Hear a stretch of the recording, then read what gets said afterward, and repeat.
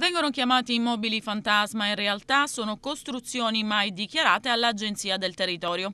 Dal 2007 nella provincia di Palermo ne sono stati identificati 62.800, un numero che dopo accurati accertamenti si è ridotto alla metà, ma il numero dei fabbricati fantasma rimane comunque ancora alto. Se ne contano ancora infatti 17.500, altri 15.000 sono stati invece regolarmente catastati, la maggior parte con adempimento spontaneo da parte dei proprietari, altri 3.000 su input degli uffici dell'Agenzia del Territorio. Sono dati emersi nel corso di un incontro promosso dal Consiglio Notarile di Palermo sul tema strumenti urbanistici, gestione del territorio, diritti edificatori.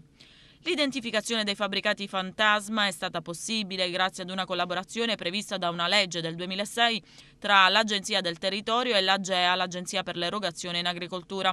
Da un confronto tra la cartografia catastale e le foto aeree dell'AGEA sono emerse infatti costruzioni mai dichiarate. In tema di strumenti urbanistici, una rivoluzione nel campo dell'edilizia è stata, come emerso nel corso del convegno, l'introduzione della DIA, e cioè la denuncia inizio attività.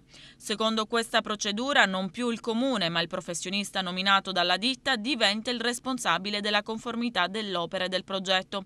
Tra gli effetti positivi della procedura, la trasparenza, la velocità e il maggiore controllo del territorio. Negli ultimi 3 anni il trend è in crescita, dalle 90 DIA esaminate nel 2009 si è passata alle 180 nel 2010 sino alle 250 dello scorso anno. Più trasparenza, più facilità di accesso ai dati, più facilità per i comuni di avere notizie sulle proprietà immobiliari, evitare le evasioni fiscali molto più facilmente, perché in questo momento il catasto e la conservatoria, essendo 2 banche dati staccate e autonome, non consentono di interagire fra di loro e quindi i dati rimangono separati e le pubbliche amministrazioni non riescono bene ad accedere. La procedura della DIA oggi permette all'utenza, attraverso il suo professionista incaricato, di snellire sicuramente i tempi.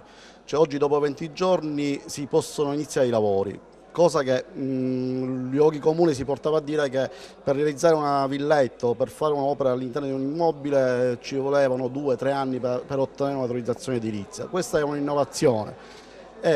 Modifica totalmente la struttura della norma.